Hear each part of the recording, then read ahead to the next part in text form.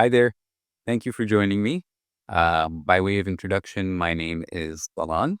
I am a perfume enthusiast and collector. Full disclosure, I'm by no means a trained professional, but I have done a little bit of independent study here and there, as well as some courses. And so it would be accurate to say I'm more of a hobbyist than anything else. For those who don't follow my blog or who haven't come across me before, I run an Instagram account as well as a blog where I discuss a lot of different things to do with perfumery, but predominantly focused on vintage fragrances. So for my first video, I've chosen to talk about the perfume Tabu by the Spanish fragrance house Dana. Why this particular fragrance to kick us off? Mainly because I would say it's particularly special to me as my first foray into vintage fragrances. So what I thought we'd do today is I would take you through a little bit of the backstory and the history, because I think that's pretty fascinating, followed by taking you through the different iterations that I have of the fragrance itself. Over here, you'll see the current formulation. In the middle, we have the cologne, which dates back to about the 60s. And last but not least, the extract, which is, I would say, a little bit older, maybe the 50s. The fragrance was launched in 1932 by then new fragrance house Dana, which was established in Barcelona by Javier Serra. And to kind of get the brand started, he enlisted the help of Jean Sarl, who I'm sure a lot of you will have heard of, given he is the visionary behind multiple different popular vintage fragrances, things like Miss Dior, which he developed with Paul Bachet for Dior, Shocking, as well as Indiscret, I suppose, from Lucien Lelong. Now, why Dana is particularly notable is the fact that it was completely new, something completely different at that particular point in time. And the brief that was given to Jean Carl was particularly scandalous. So, what he was asked to do is develop, or as far as the legend goes, what he was asked to do is develop a fragrance that a prostitute would wear. And so to kind of bring that to life, he defied a lot of the typical norms of that particular time period. At the time, kind of fragrances were predominantly floral, aldehydic, pretty safe, pretty demure by comparison. And so what he did was basically take the complete opposite path to develop something that was one of the first, not the first, given that Shalimar from Guerlain happens to be, the prototype setter for Oriental fragrances, but one of the first Oriental fragrances. And what was particularly distinctive and notable in terms of its composition was a very heavy use of patchouli that was at a 10% concentration, which guaranteed that it would leave a mark. So from that particular point onwards, Dana happened to relocate to Paris to kind of situate itself with the Parisian elite. But that wasn't necessarily long-lived either, because the German occupation of Paris in the 1940s during World War II forced them to relocate to New York, which turned out to be a pretty important move, because it marked not just, a reorientation that guaranteed the survival of the brand, but also a completely new direction that happened to meld European artistry when it comes to perfumery and American sensibilities when it came to marketing. And I think that's probably, one of the reasons why it's managed to kind of last this long. How they came up with the name itself, it's part of the lore that has to do with the myth of the fragrance, I suppose, is that Javier Serra happened to be walking around Nice when he spotted a then new book by Freud called Totem and Tabu, and decided, from the outset to create a little bit of a scandalous and kind of envelope pushing perfume by adopting the name Tabu that was also heavily prominent in their advertising, which was particularly boundary pushing for the time. It was a time period where fragrance ads, particularly when it came to fragrances for women, were, advocating for a more demure, more kind of um, subtle, I suppose, approach, whereas Tabu was from the get-go very, very provocative in its advertising. So because of the name, because of the kind of brief that is now kind of the stuff of legend, it happened to generate a lot of conversation. And, as a marketing strategy, that was pretty savvy for that particular time period. The ads were seen as promoting the idea of women, you know, being comfortable with their sexuality, being comfortable with, being forward and being expressive about their sexuality, not necessarily, waiting around for men to approach them, but for them to kind of, make the first movie. It featured the Kreutzer Sonata, which is a painting that Dana managed to secure the rights for in their advertising, which shows, a violinist in the midst of a passionate embrace with a female accompanist, to kind of, allude to the sexuality and sensuality behind the idea for the fragrance itself. Um, I guess it's pretty tame by today's standards in terms of the advertising we've seen for fragrances and cosmetic products more broadly.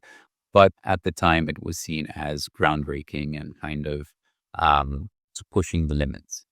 It is one of the reasons why, or it's credited as one of the reasons why this particular fragrance happened to last quite a long time. The price point is pretty reasonable, and that was actually one of the strategies from the get-go, given it was marketed as a luxury product in the 30s and 40s, but at an accessible price.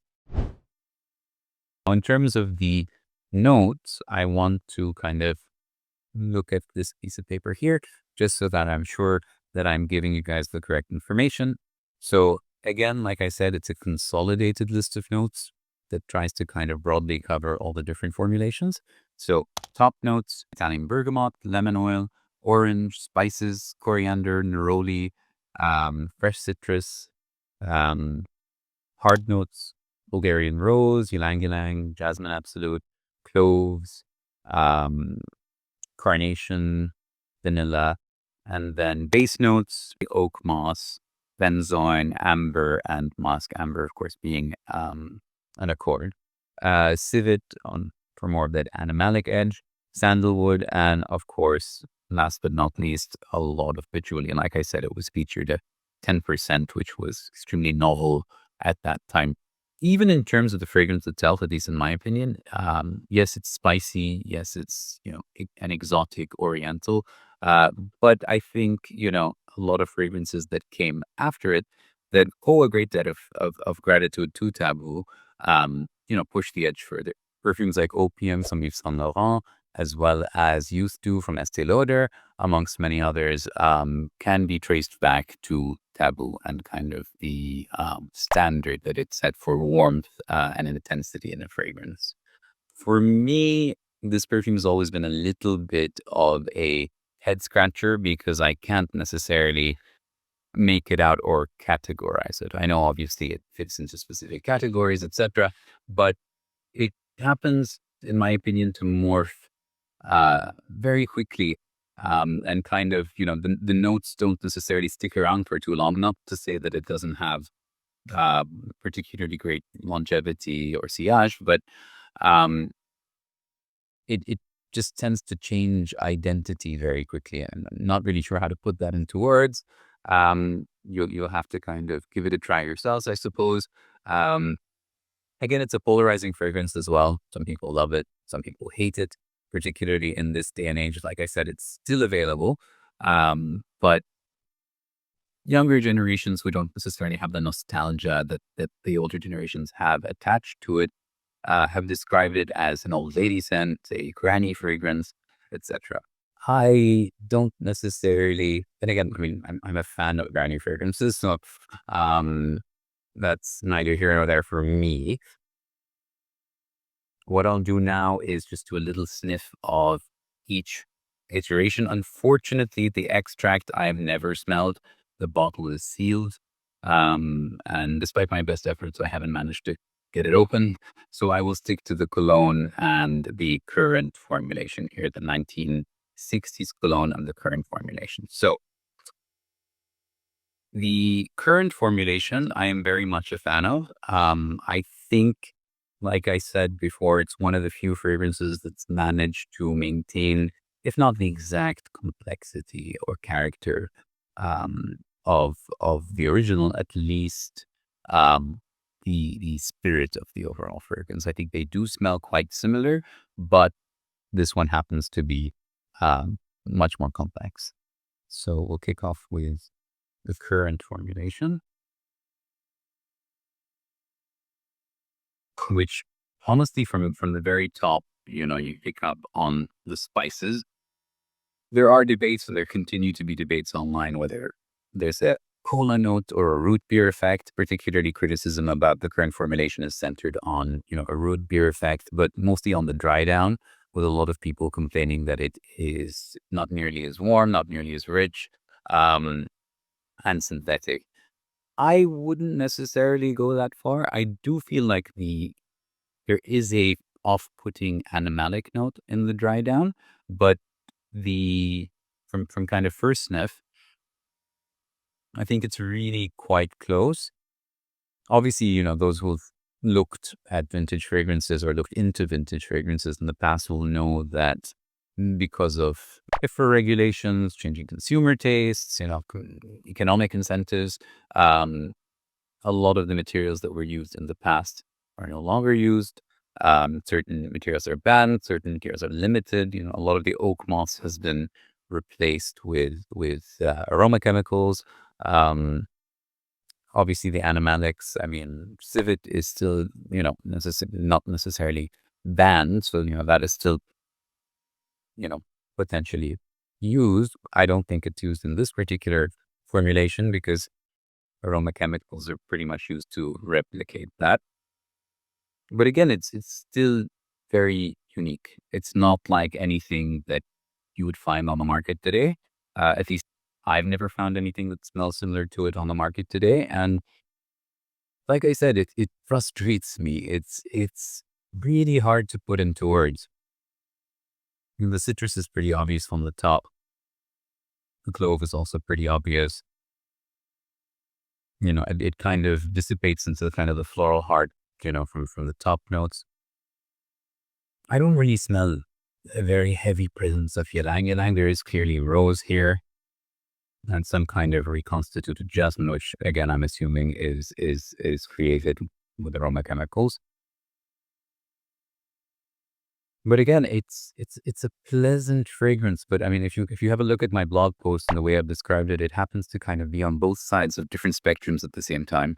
I find it uplifting, almost energizing, but at the same time depressing, which I know doesn't really balance out. Mm. I, also would describe it as, dated, but timeless, which again is a contradiction. So, like I said, I think, the best way to get your head around this particular fragrance is to go out there and get it. Um, I personally prefer it to Youth Do. I mean, I don't hate Youth Do, but I'm not necessarily, again, a big fan of the dry down on that one. I would say Youth Do is definitely more intense. It's more in your face.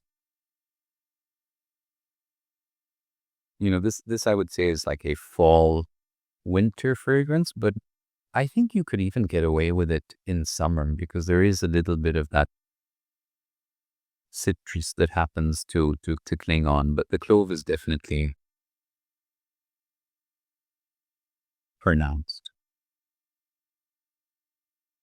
So we'll leave that there for now. I'll just pop this into my little stand here. Next, we'll have a sniff of the cologne. The packaging, again, is pretty much unassuming. I know it says it was marketed as a luxury product, but pretty basic compared to a lot of packaging at that particular time period. I think this box is pretty much in good condition, although obviously with signs of wear and tear and staining, but pretty much intact. Let's what it looks like. You'll see kind of the face, the logo, the face of a woman that Donna used at that particular point in time. Don't think they use it anymore. The company itself has gone through multiple different reorganizations, acquisitions, etc. It is still, like I said, based in the US, and it's still producing a lot of the classics. They've even bought the rights to produce a lot of other classics that have, been discontinued. They do Heaven Sent by, which was originally by Helena Rubinstein. And I think made the move at some point to Yardley, if I'm not mistaken. Don't quote me on that. I think it's Yardley. The same with some other classics that they continue to produce that are not necessarily their fragrances. There's Love's Baby Soft, which I think was popular in the 70s and 80s.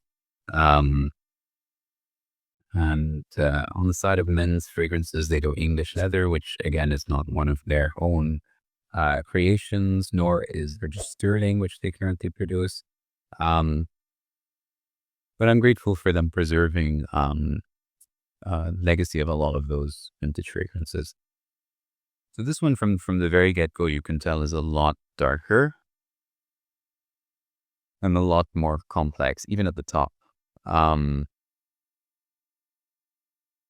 Despite the age of this particular bottle, it's still very much pronounced, if that's the right word for it. It's still very potent, I would say. The top has a stronger citrus kind of blast than I would say the original formulation, the current formulation does. Obviously, with aging, there's a little bit of degradation that happens, but for a fragrance of its age, I think it's definitely well preserved. Yeah, a lot richer, a lot smokier. I mean, even despite the fact that it's at a cologne concentration, it's still very, very potent. We'll leave those to dry and come back to them. Obviously, if I had a choice between, this one and this one, I would definitely stick with the original. Again, it's a fragrance that I've worn. I'm not a big, adherent or stickler to gender when it comes to fragrances. So I have worn this out before, and I do very much enjoy this particular scent. But like I said, it is one that baffles me because I can't put my finger on it or, put it into a specific box. So we'll leave them here to kind of dry down a little bit. In the meantime, I'll pop a little bit on my skin as well. Or the 1960s bottle that we have here, I will use a small dropper. I don't necessarily want to put that directly on my skin. I don't want to kind of taint what's in there. I'm going to use these mini droppers that people tend to use for desserts. Just to scoop up a little bit of it.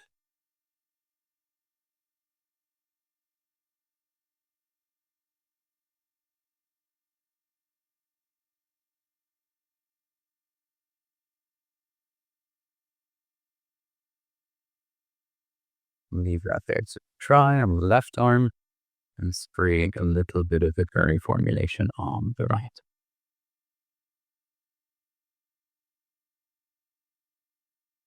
The extract, which, like I said, unfortunately, I can't seem to get open, is a lot darker, clearly a lot more concentrated. That's the little bottle that I managed to get my hands on. The packaging is, again, pretty simple. You have this kind of box with a built-in stand that this just kind of pops into. And it's pretty much a plain cardboard box except for the little sticker at the front with the logo. You can see that, as well as the sticker at the very bottom. Just about there. So stick around. We'll come back and have a sniff of both versions, and I'll let you know what I think. We're back after 45 minutes, I would say, to have a sniff of the dry down, both on my skin as well as on the blotters over there. Um, Kicking off with the current formulation.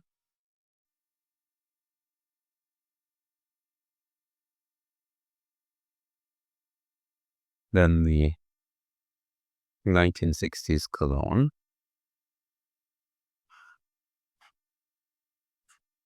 I know you're not supposed to kind of deeply smell them, just get them short sniffs, not too much of a prolonged kind of deep breath.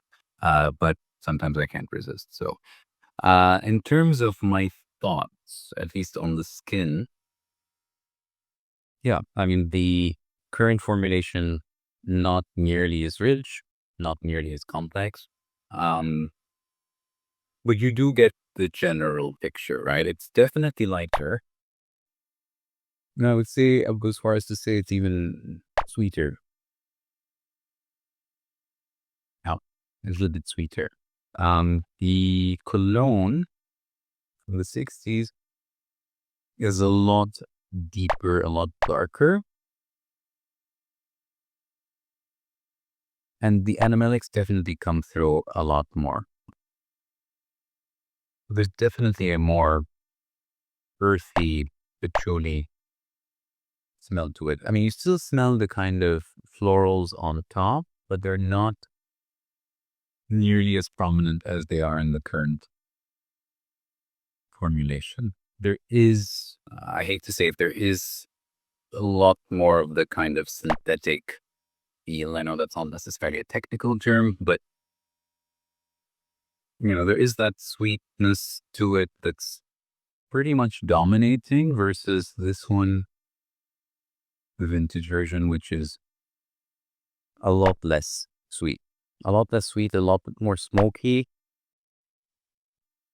Obviously, I'm definitely a much bigger fan of this, but I would use it very, very sparingly because I want to keep it for as long as I possibly can. Um, it is, even as a vintage fragrance, it's one of the ones that is more accessibly priced. I mean, you'll see in the secondhand market for vintage fragrances, some of the classics go for insane amounts. I definitely have ones that are a lot more expensive than this. Excuse me, it's part of my collection. Um, but still not something I would kind of stock up on for frequent use. Yeah. So there you have it. If I ever do manage to find a way to open up the extract, I will do a little bit of an update video and let you know what that smells like. I'm really, really eager to kind of get my hands on it, but at the same time, I'm very cautious about damaging the bottle itself. It's quite fragile, and the seal itself looks a little bit worn. So I'm sure with a little bit of pressure, I can kind of wiggle that out. But I'll keep you posted. I hope you enjoyed this particular video. Let me know if you have any questions. Um, Feel free to recommend specific fragrances as well. That's always helpful to me. I do have a bit of a vast collection I'd like to kind of get through. But as always, I'm always, keen to kind of smell something new or, take a look at something I haven't come across myself. So feel free.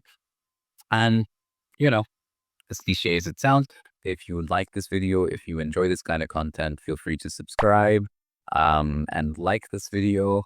And yeah, I hope to see you next time.